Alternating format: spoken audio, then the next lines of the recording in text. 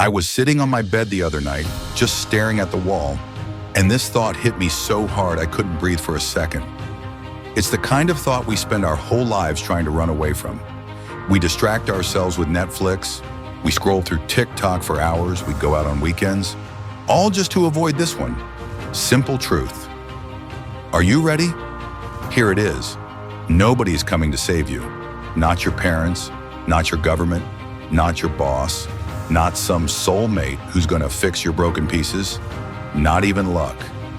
If you're waiting for a hero to walk through that door and hand you the life you've always wanted, you're going to be waiting until you're in a casket. This isn't a feel-good speech. This is a reality check. And if you give me the next few minutes, I'm going to explain why that's actually the most beautiful thing you'll ever hear. We all have this one-day list, don't we? One day I'll start that business. One day I'll get in shape. One day I'll finally be happy. But have you noticed that one day never shows up on a calendar?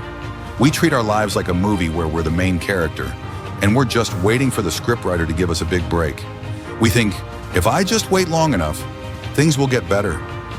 But time doesn't make things better. Action makes things better. Time just makes you older.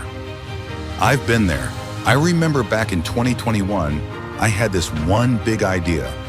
I had worked on a project for months, and I finally got a meeting with a guy who had the power to change my entire career.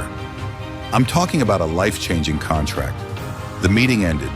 He shook my hand, looked me in the eye, and said, "This is great.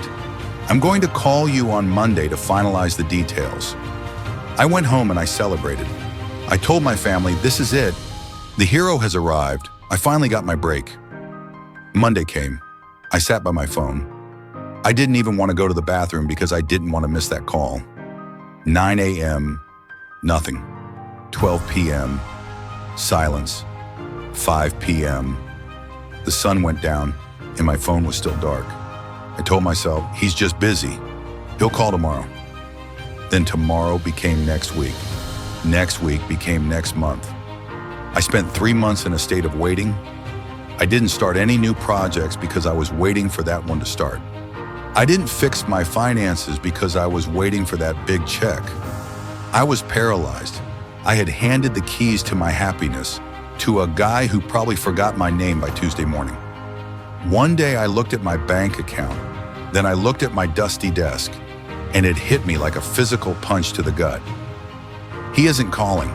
And even if he does, I've wasted 90 days of my life doing nothing but being a spectator. I realized that the universe doesn't owe me a thing. The world isn't mean, and it isn't nice. It's just indifferent. It's moving.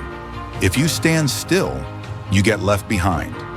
If you want a hero, you have to look in the mirror until you realize the person looking back is the only one with the power to change anything. Why is it so hard to save ourselves? It's because of comfort. Comfort is the most dangerous drug in the world. It's that okay job that pays okay money. It's that relationship that isn't great, but it's fine. It's the routine that doesn't challenge you, but it doesn't hurt either. We stay in these okay lives because we're terrified of the bad. But by playing it safe, we miss out on the great. You have to realize that your comfort zone is a prison with no bars. You stay there because you're waiting for someone to give you permission to leave. You're waiting for a sign. You're waiting for a guarantee that if you try, you won't fail. There are no guarantees. You might fail. You might get embarrassed. You might lose money. But that is the price of admission for a life worth living. Nobody's going to push you out of the nest. You have to jump. This is the part that hits the hardest. If nobody's coming to save you, that means everything is your fault. Now wait, don't turn the video off yet. I know things have happened to you that weren't your fault. People might have hurt you. You might have been born into a tough situation. That wasn't your fault. But your healing is your responsibility. Your success is your responsibility. The moment you blame your ex, your parents, or the economy for why you aren't where you want to be, you give them your power. You're saying, they have control over my life. Is that what you want? When you accept that nobody is coming to save you, you finally take your power back. You say, okay, if it's going to be, it's up to me. It's scary, yeah. but it's also the first time you're actually free. So what do we do now? You stop waiting. You stop complaining. You stop looking for a shortcut. You start treating yourself like someone you're responsible for helping. If your best friend was in the situation you're in, what would you tell them to do? You tell them to get up. You tell them to work. You tell them to stop feeling sorry for themselves. I want you to go through the rest of this day and the rest of this year with one thought in your head. It's all on me. When you're tired, it's on you. When you're scared, it's on you. When you win, that's on you too. The hero you've been waiting for isn't coming because they're already there. They've been waiting for you to wake up and realize that you've had the keys to the cage this whole time. Nobody's going to save you. And that is the best news you'll ever hear, because it means you don't need anyone's permission to be great. Now go prove yourself right.